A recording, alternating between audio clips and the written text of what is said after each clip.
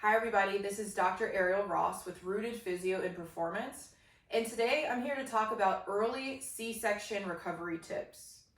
So oftentimes C-sections might be planned or they might be unplanned.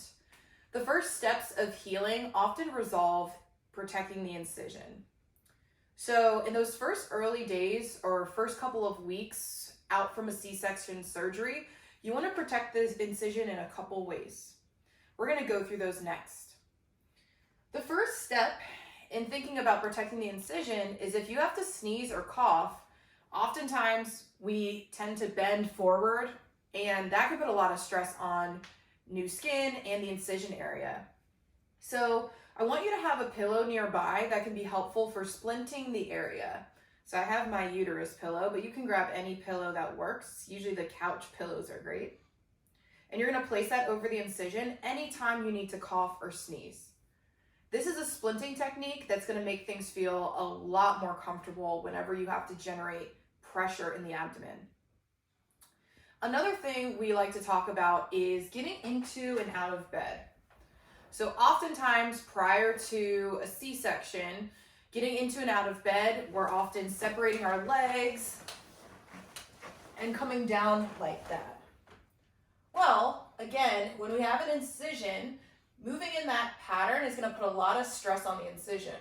So you want to avoid for the first couple of weeks and even up to 6 to 8 weeks, you want to avoid any lifting where you're going to curl and put pressure on that incision. So I'm going to show you next how to get out of bed without putting pressure on that area. So if I'm getting out of bed to my right side, I'm going to take my hands over that incision area just to give it a little bit of support. I'm then going to show you what's called a log roll technique. This is when we're going to roll to our side, but our shoulders and hips will move together. All right, so let's try that. So we're going to roll to our side, and again, there was no twisting happening through my spine. I moved my knees, my hips, and my shoulders all together. I'm going to demonstrate that one more time. So this would be a log roll from my side all the way to my back. And then again, a log roll from my back to my side. So now let's talk about being in side lying and trying to come up into a seated position. So I'll encourage you to come up onto your elbow and then use both of your hands to press up. Again, you can have one hand on that incision if that feels a little bit more comfortable. Don't apply a lot of pressure in this area, but just to give yourself a little bit of a brace. Another area of healing when we think about a C-section is just the mental part of it.